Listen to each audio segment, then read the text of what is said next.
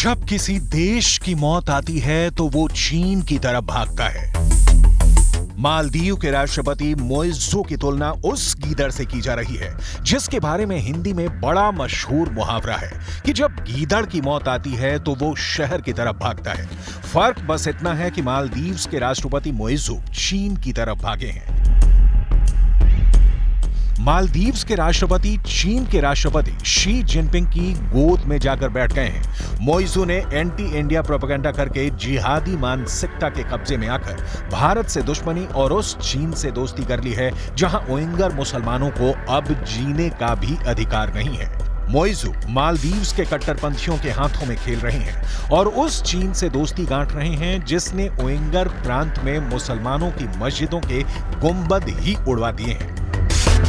Uyghur मुसलमानों को चीन यातना शिविरों में रखता है और उइगर महिलाओं पर भी जुल्म ज्यादतियां करता है। लेकिन अपनी सियासी रोटी सेकने के लिए और चुनावी राजनीति के लिए अब मोइज़ू ने मालदीव को चीन के खूनी दड़बे में घुसेड़ दिया है। मोइज़ू के चीन दौरे पर चीन का सरकारी मीडिया ग्लोबल टाइम्स काफी खुश है और वो इस मौके का इस्तेमाल भारत पर तंज कसने के लिए कर रहा है। किस तरह से ग्लोबल टाइम्स ने भारत विरोध करके दुनिया में अपनी हंसी उड़वाई है, ये भी हम आपको बताने वाले हैं। लेकिन सबसे पहले बात करेंगे मोइज़ू की चीन यात्रा की।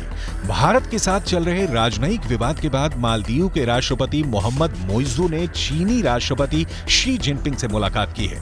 राष्ट्रपति मोइज़ू 5 दिनों के चीन दौरे पर हैं, जहां उनका जोर शोर से स्वागत किया जा रहा है और मोइज़ू को 21 तोपों की सलामी दी गई है।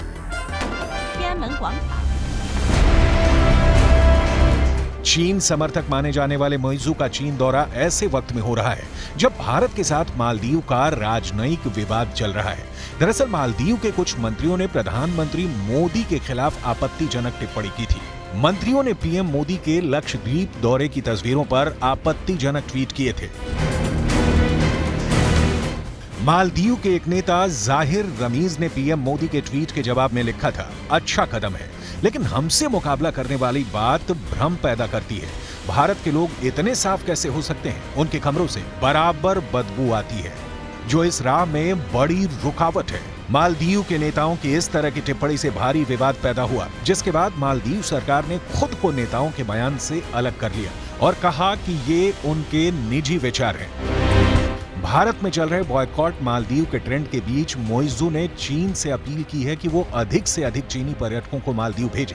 यानी अगर देखा जाए तो भारत से मालदीव को ऐसा झटका लगा है कि वो अब चीन के सामने गिड़गिड़ा रहा है और मदद की भीख मांग रहा है। मंगलवार को फुजियान प्रांत में मालदीव बिजनेस फोरम को संबोधित करते हुए मोइज़ू ने कहा, कोविड से पहले हमारे देश में सबसे अधिक पर्यटक चीन से आते थे। मेरा अनुरोध है कि चीन को ऐसा करने के लिए फिर से अपनी कोशिशें तेज करनी चाहिए। मालदीव के राष्ट्रपति मोइज़ू ने चीनी दौरे पर चीनी राष्ट्रपति शी जिनपिंग के project belt and road initiative की काफी तारीफ की। उन्होंने कहा कि ये प्रोजेक्ट मालदीव के लिए काफी अहम है और मालदीव भी आने वाले समय में BRI के तहत चीन के साथ सहयोग बढ़ाने के लिए इच्छुक है। भारत BRI प्रोजेक्ट का विरोध करता रहा है क्योंकि पाकिस्तान में BRI के तहत चल रहा China Pakistan economic corridor Pakistan अधिकृत कश्मीर से होकर गुजरता है। चीन के इस प्रोजेक्ट पर ऐसे आरोप भी लगते हैं कि इसके जरिए चीन आर्थिक रूप से कमजोर देशों को कर्ज के जाल में फंसा रहा है। इस विवाद के बीच मोइज़ू के चीन दौरे की भारतीय मीडिया में जो कवरेज चल रही है उस पर टिप्पणी करते हुए ग्लोबल टाइम्स ने लिखा है, चीन के साथ मालदीव के राजनयिक और आर्थिक आदान प्रदान को लेकर इस तरह की झुंझलाहट मालदीव को लेकर भारतीय जनता के बीच छिपे अहंकार को दर्शाती है। शायद ऐसा इसलिए है क्योंकि भारत हमेशा दक्षिण एशिया के क्षेत्र को खुद से पिछड़ा मानता है। मालदीव और श्रीलंका जैसे देश कमोबेश भारत से राजनीतिक, आर्थिक और सांस्कृतिक रूप से प्रभावित भी हैं। पिछले कुछ वर्षों में मालदीव ने चीन से भारी कर्ज लिया है। भविष्य में अगर कर्ज समय पर नहीं वापस हुए तो मालदीव के आइलैंड भी चीन के हाथों में जा सकते हैं। आंकड़ों के मुताबिक फिलहाल मालदीव की GDP करीब 6.5 बिलियन अमेरिकी डॉलर की है, जबकि मालदीव के बजट का 10% हिस्सा चीन का कर्ज चुकाने में चला जाता है। लेकिन दूसरे देशों की जमीनों को हड़पने की लालच में ग्लोबल टाइम्स अभी मालदीव्स के लिए बहुत मीठी मीठी बातें कर रहा है और भारत को मालदीव्स के दुश्मन की तरह पेश करने की झूठी कोशिश कर रहा है।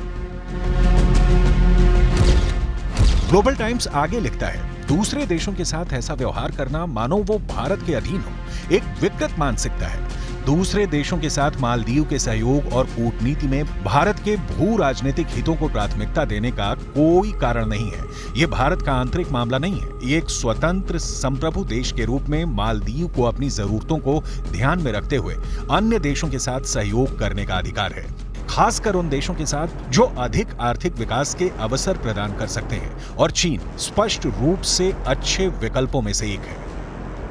चीन ने मालदीव्स को अपने कर्ज के जाल में फंसाकर उसे गुलाम बनाने की पूरी स्ट्रेटजी तैयार कर ली है। चीन का ग्लोबल टाइम्स ये दावा करता है कि चीन और मालदीव्स के रिश्ते आपसी सम्मान, आपसी विश्वास और एक दूसरे की नीति में हस्तक्षेप न करने पर आधारित रहा है, जबकि ग्लोबल टाइम्स की ये बात सरासर झूठ है।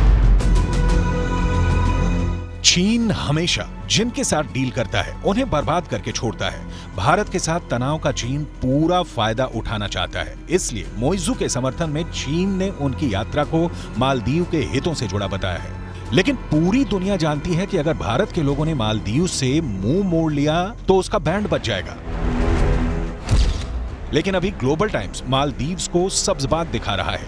ग्लोबल टाइम्स लिखता है कि मालदीव की अपनी अर्थव्यवस्था को विकसित करने, पर्यटन या अन्य उद्योगों को बढ़ावा देने और अपने जीवन स्तर को बढ़ाने की इच्छा किसी के साथ धोखा नहीं है, बल्कि ये एक तथ्य है जिसका पूरी तरह से सम्मान किया जाना चाहिए। चीन के साथ किसी विशेष तरह का सहयोग नहीं है और इसका भारत के साथ संबंधों पर कोई प्रभाव नहीं पड़ता है। दरअसल मालदीव्स ने भारत की पीठ में छुरा घोंपने की कोशिश की है। मालदीव्स कभी सफल नहीं होगा, लेकिन आज ये जानना भी बहुत जरूरी है कि भारत ने कब कब मालदीव्स के लोगों की जान बचाई है। Operation cactus. ये 1998 की घटना है, जब मालदीव में एक विद्रोह हुआ था जिसे भारत की फौज की मदद से नाकाम किया गया था। उस अभियान का नाम था ऑपरेशन कैक्टस। नवंबर 1988 में श्रीलंकाई चरमपंथी संगठन प्लोट यानी People's Liberation Organisation of Tamil Eelam ने अपने भाड़े के लड़ाकुओं को पर्यटक की भेष में मालदीव की राजधानी माले भेज दिया और ये सभी स्पीड बोट के जरिए माले पहुंचे थे। इसके बाद वहां पर विद्रोह शुरू हो गया। वहां की सड़कों पर दंदनादन गोलियां चलने लगी। तत्कालीन राष्ट्रपति मोमून अब्दुल गयूम को एक सेफ हाउस में जाकर छिपना पड़ा। राष्ट्रपति गयूम ने उन्हें और उनकी सरकार को बचाने के लिए भारत से मदद मांगी। ऐसी स्थिति में भारत के तत्कालीन प्रधानमंत्री राजीव गांधी ने मालदीव में भारतीय सेना भेजने का फैसला किया और कुछ ही देर में 6 पैरा के 150 कमांडो से भरे विमान ने आगरा के खेरिया हवाई अड्डे से मालदीव के लिए उड़ान भर दी। थोड़ी देर में दूसरा विमान उतरा, मालदीव पहुंचा और उसने आनन फानन में एटीसी, जेटी और हवाई पट्टी के उत्तरी और दक्षिणी किनारों पर नियंत्रण कर लिया। Operation C waves.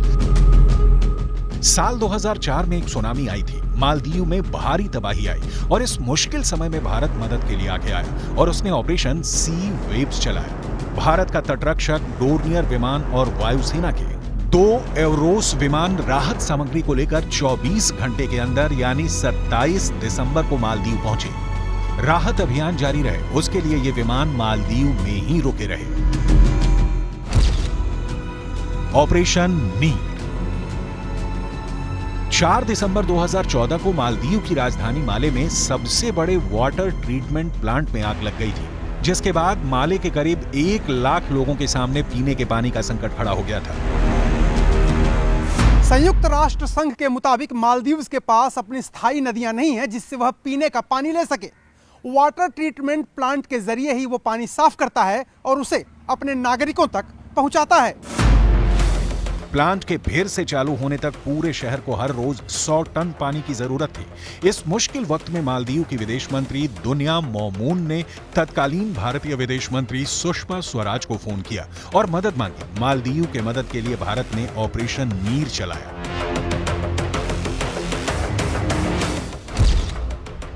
Operation vaccine. साल 2020 जब पूरी दुनिया कोविड-19 की चपेट में थी, उस वक्त भारत ने पड़ोसी प्रथम नीति के तहत बढ़ चढ़कर मालदीव की मदद की। भारत ने कुल 3,12,000 वैक्सीन डोज मालदीव भेजी हैं, जिसमें से 2 लाख वैक्सीन खुराक गिफ्ट की गई। लेकिन फिर भी मालदीव्स इन एहसानों को भूल गया और अब चीन की गोद में बैठने को उठा है।